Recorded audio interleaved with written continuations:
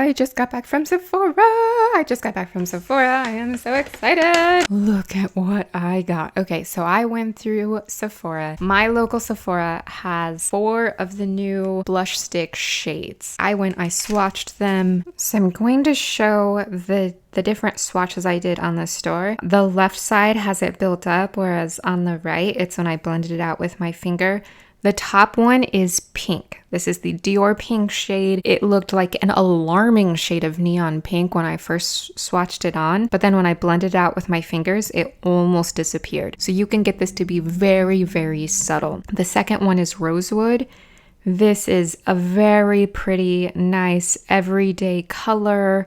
When you blend it out, it has a bit of warmth to it, but it has a bit of kind of pinky red without, it doesn't go orange, it doesn't go too pink or anything. It's just a nice shade.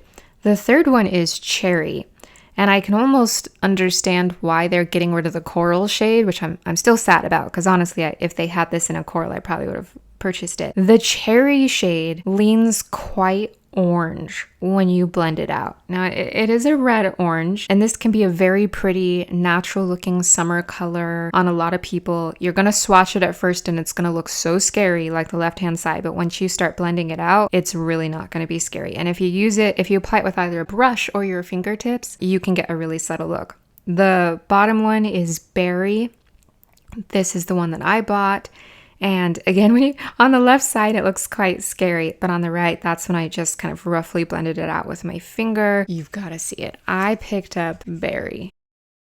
Look at this packaging. Look at how cute this is. It is larger than a lip balm. The lip balm would be about this big. This is definitely larger. The outer color is reminiscent of the color of the blush, which is nice, especially if you get multiple ones. You won't be confused in the morning when you're trying to reach for one shade over the other. Comes off just like this, and it has Dior all over. Look at that. It twists up and it twists down. Here we go.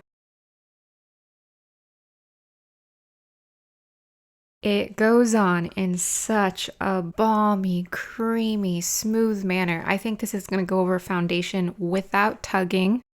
If you put a little bit on directly on your skin, you can blend it out really easily. And if you don't want to put it directly on your skin, take the stick, put a little bit on your finger, and you can just pat it on. That can help. You can pat it on, that can build it up. You can build this up, or you can have it really sheer. Look at that. It goes on so smoothly. I'm just tapping this on. I'm not blending it out. And it is blending like a dream.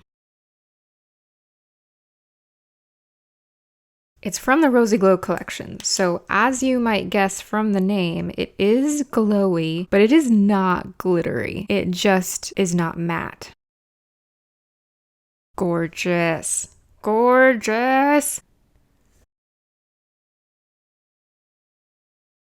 And I can tell you that these are going to be long lasting. They stain. I swatched. That's why I'm doing these swatches on my right arm, because my left arm is still stained from it. And I tried to rub that off with makeup remover. These do not go neon. At least they didn't in the swatches. That's what I think people have been worried about when you see pH adjusting. A lot of times that's just a red dye that you only see it once it hits like the warmth of your skin, and then it turns neon pink on me. I don't think that's the case looking at the swatches I did, but I chose the Berry shade, which, definitely has some pink in it. This is such a nice shade. Oh, it's gorgeous.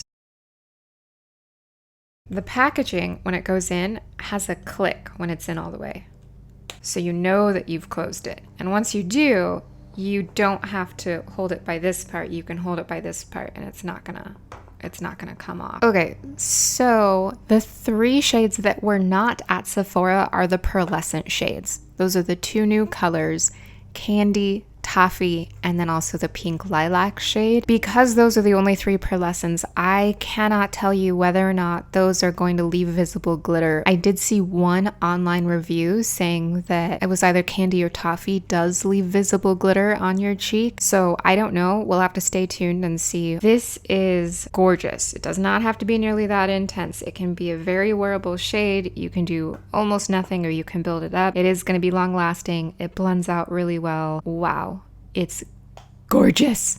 It is so gorgeous. So I'm really excited. I can't wait to get this on my cheeks. I do think that this berry color is different than the existing berry color in the powder Rosy Glow blush. The powder berry that exists in the old formulation is more of a brown color, whereas this really does have that purpley red rosy berry deliciousness in it. This is not a brown color. And that's something else to keep in mind. These are not necessarily the exact same color as the same shade in the powder formula. And it also looks like the new powder formula may change shade a little bit because the berry definitely looked more purple than like online than the existing berry in the powder shades. This is what it is. This is just gorgeous.